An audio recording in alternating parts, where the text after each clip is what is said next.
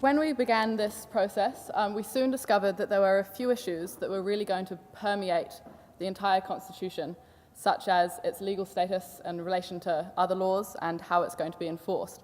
So Charlotte is now going to take us through our conclusions on those issues.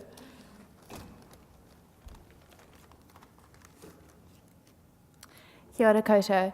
So I come from the operational elements group, and I know that doesn't sound very sexy, which is probably because it's not, except sort of to the strange tastes of law students who made up pretty much the entirety of our group.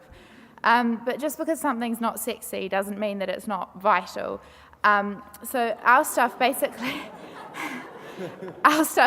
sets all the boundaries for the framework on which everything else can be built.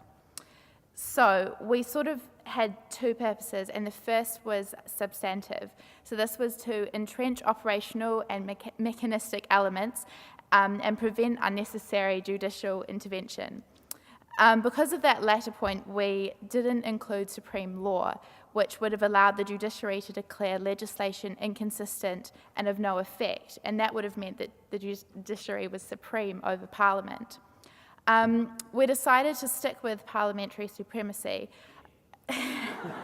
because we ultimately felt that a larger, elected, more representative body than the judiciary should be having that say, that final say.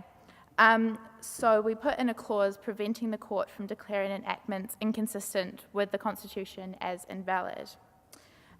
What we also did is entrench parts 3 and 4 of the Constitution. So that's the operational nature of government and also certain electoral laws. So entrenchment basically means that these provisions can only be changed with a 75% majority in Parliament or a majority referendum to the public. And so the reason why we felt entrenchment was important is it's a signal as to who ought to have power to change the Constitution.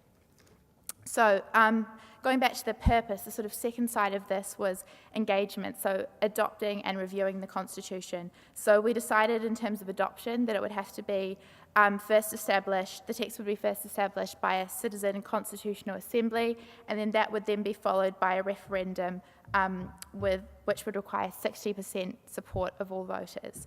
And pretty much the same thing with the review process, that the Constitutional Assembly and the referendum would have to take place every 20 years to review the Constitution.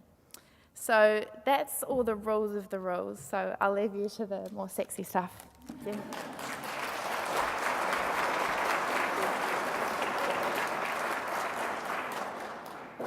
And although it was nice to hear Paul cheering for parliamentary sovereignty, you'll see that when we come to discuss the rights and responsibilities of the state and citizens, we certainly made some erosions to our beloved principle of parliamentary sovereignty. I'll say no more.